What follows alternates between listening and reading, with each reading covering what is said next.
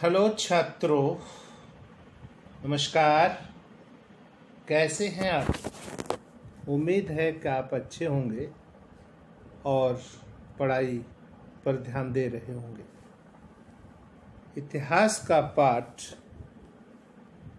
2, भारत में राष्ट्रवाद, बहुत ही महत्वपूर्ण पाठ है, क्योंकि इतिहास में सिर्फ 4 ही लेसन आने हैं, तो हर एक लेसन बहुत महत्वपूर्ण है। इसे आप लोग ध्यान से समझ लेंगे। भारत में राष्ट्रवाद, जैसे कि आपने थोड़े दिन पहले यूरोप में राष्ट्रवाद का उदय पाठ पढ़ा था, उसमें आपने देखा था कि किस तरह से लोगों के अंदर राष्ट्रवाद की भावना आई। उसी तरह से भारत में भी विदेशी शासकों का यहाँ शासन था। भारत में राष्ट्रवाद की कमी थी। लोगों ने इसके लिए क्रांतिकारी विचार रखे। अखबारों ने, दार्शनिकों ने, कवियों ने, लेखकों ने लोगों के उत्साह को बढ़ाया, जिसके कारण लोगों के अंदर राष्ट्रवाद की भावना भरी। इस पाठ में महात्मा गांधी के योगदान को बहुत ज़्यादा दर्शाया गया है। इस अध्याय में 1920 के दशक से आगे का अध्ययन करेंगे। असहयोग आंदोलन और सविनय अवज्ञा आंदोलन के बारे में पढ़ेंगे। असहयोग आंदोलन का मतलब है कि अंग्रेजों का किसी तरह से सहयोग न करना। अंग्रेजों का किसी भी काम में भारतीयों के द्वारा किसी तरह का सहयोग न करना, ये था असहयोग आंदोलन। तथा सविनय अवज्ञा आंदोलन वह था जिसमें अंग्रेजों से ये कहा गया कि हम तुम्हारी आज्ञा का विनय सहित उल्लंघन करते हैं। इस सविनय अवज्ञा आंदोलन में नमक बनाया महात्मा गांधी ने, जो साबरमती से डांडी चलकर गए, 240 मील थी, और उसे 20 दिन में उन्होंने पूरा किया। उनके साथ 78 वॉलेंटियर्स थे, और जहाँ भी वो रुकते थे महिलाओं के बहुत बड़े झुंड उनको सुनने आते थे। तो इसमें अब आ रहा है पहला विश्व युद्ध, खिलाफत और असहयोग। देखिए, प्रथम विश्व युद्ध 1914 में शुरू हुआ। 1914 में जब शुरू हुआ तो जो अंग्रेज यहाँ शासन कर रहे थे वे इससे दिक्कत में आ गए। इसमें दिक्कत में आने से क्या हुआ कि पहला जो विश्व युद्ध था वो शुरू हो गया और अंग्रेज उसमें उलझ। अंग्रेज प्रथम विश्व युद्ध में लग गए और उन्होंने भारतवासियों से ये अपील की, नेताओं से ये बात की कि आप लोग हमारा सहयोग करें, और जब हम विश्व युद्ध जीत जाएंगे तो फिर हम आपको आज़ाद कर देंगे। लेकिन इसमें भी नेताओं को बड़ा अंग्रेज़ों के प्रति विश्वास नहीं था, लेकिन फिर भी अंग्रेज़ों का साथ दिया। अंग्रेज़ों का साथ दिया तो जो प्रथम विश्व युद्ध हुआ, इससे अब हम बात करेंगे अपने देश के उद्योग धंधों को।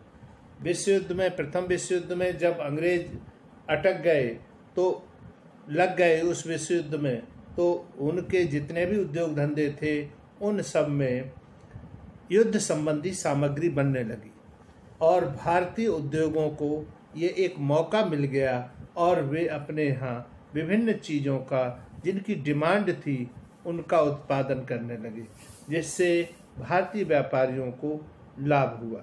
खिलाफत आंदोलन, ये तुर्की के जो खलीफा थे, खलीफा कहते हैं जो इस्लाम धर्म में जो प्रमुख इनका धार्मिक नेता होता है, जिसे विश्व के लोग उसे घोषित कर लेते हैं, यानी उसे विश्व के लोगों का समर्थन हासिल होता है, उसको खलीफा कहते हैं। तो तुर्की का जो खलीफा था उसको अंग्रेज़ों ने गिरफ्तार कर लिया और उसको परेशान किया, टॉर्चर किया, जिसके कारण दुनिया के मुसलमान इस बात से विरोध में आ गए, क्योंकि उससे पहले जो मुसलमान थे, मुस्लिम थे, इस्लाम धर्म को मानने वाले थे, वो अक्सर अंग्रेज़ों के साथ आ जाते थे। कभी अंग्रेज़ हिंदुओं को अपनी ओर मिला लेते थे तो कभी मुसलमानों को मिला लेते थे। जब भी हिंदुओं को मिलाते थे तो मुसलमानों को दूर कर देते थे, और जब मुसलमानों को मिलाते थे तो हिंदुओं को दूर कर देते थे। लेकिन जब ये टर्की की जो घटना हुई, इससे मुसलमानों को विशेष परेशानी हुई और मुसलमानों ने खिलाफत आंदोलन शुरू किया। और जब खिलाफत आंदोलन शुरू किया तो उस समय महात्मा गांधी असहयोग आंदोलन भी चला रहे थे। तो महात्मा गांधी ने खिलाफत आंदोलन का समर्थन किया और उन्होंने ये इसलिए किया कि जिससे मुसलमान भी हिंदुओं का साथ देने लगेंगे।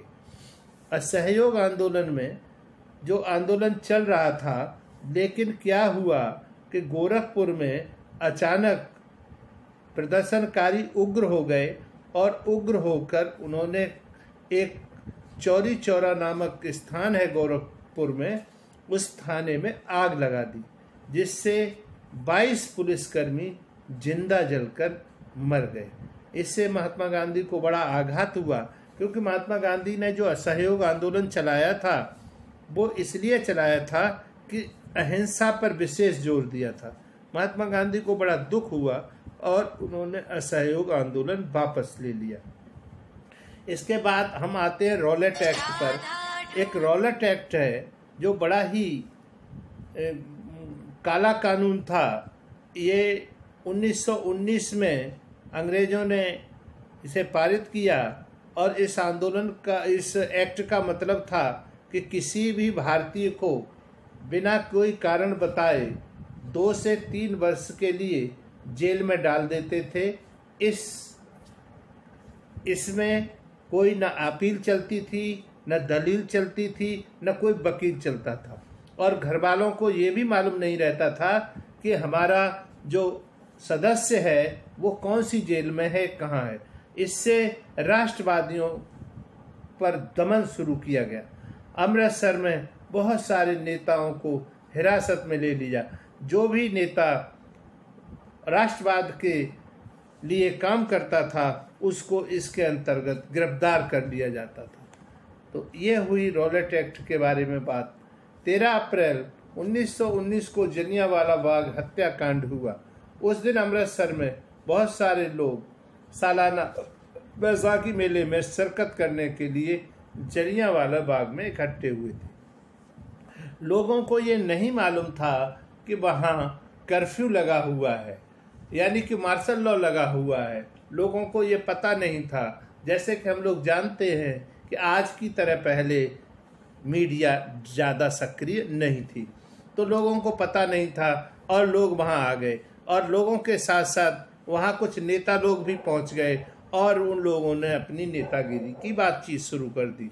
लेकिन जैसे कि मेले लगते थे पहले, उन मेलों में किसान अपने पूरे साल की ज़रूरत की चीज़ें खरीद कर ले जाते थे, जिसमें घड़े हो गए, हल हो गए, और भी खेती संबंधी जो भी सामान, घर गृहस्थी संबंधी जो भी सामान है, तो उसे सब लोग खरीदते थे और लोग वहाँ पहुँच गए। लेकिन जब हिटलर, उसने जनरल डायर ने ये देखा कि वहाँ भीड़ इकट्ठी हो गई है, तो उसने लोगों पर अपने सैनिकों को लेकर आ गया और सैनिकों को लाकर उस जलियांवाले बाग को 3 ओर से घेर लिया। उसमें 3 छोटे छोटे गेट थे, उसमें घेर लिया, अंधाधुंध गोलियां चलाईं, सैकड़ों लोग मारे गए। बाद में उसने बताया कि वह सत्याग्रहियों के जहन में दहशत और विस्मय का भाव पैदा करके एक नैतिक प्रभाव उत्पन्न करना चाहता था। जैसे जैसे जलियांवाले बाग की खबर फैली, उत्तर भारत के बहुत सारे शहरों में लोग सड़कों पर उतरने लगे। हड़तालें हुई, लोगों ने पुलिस से मोर्चा लेने लगे, लोगों ने किसी की बात नहीं मानी, सरकारी इमारतों में आग लगाई। सरकार ने इन कारोबारियों को बड़ी निर्ममता से कुचला।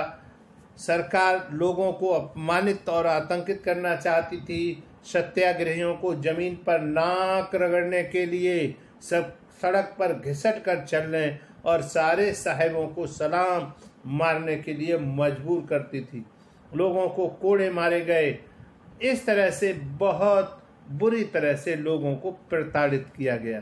तो अब जब ये जलियांवाला बाग हत्याकांड हो गया तो उसके बाद हमारे देश के जो युवा क्रांतिकारी थे उसमें सरदार भगत सिंह भी थे। वो उस समय पढ़ते थे। वो भी एक बस में सवार होकर वहाँ गए और उन्हें बड़ा दुख था। उन्होंने वहाँ से एक छोटी सी शीशी में मिट्टी ली और ये शपथ खाई कि हम शपथ उठाई, हलफ उठाया कि हम अंग्रेजों अब तुमसे बदला लेकर ही रहेंगे। असहयोग ही क्यों, ये मैं दूसरी वीडियो में बनाऊंगा। Thank you.